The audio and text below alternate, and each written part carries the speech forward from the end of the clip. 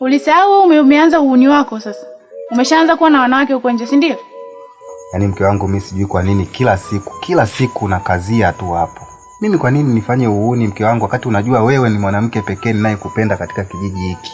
Na ndio maana nimeamua kukuoa na kukuweka ndani. Sio vizuri hivyo mke wangu bwana. Mimi sipendi ambavyo unakuwa unanihisi vibaya, unanikosea unajua. Tuendelee kula basi mke wangu. Naomba tu nisamehe kwa yote, ila mimi nilikuwa kazini kweli mke wangu.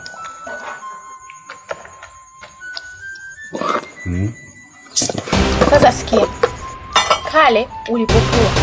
Sasa mke wangu, hicho nini sasa unataka nisikia basi mke wangu? Niache bwana, nisikilize nini? Sasa unaondoka unaenda wapi na chakula mke wangu? Umenisikia? Na umenisikia vizuri.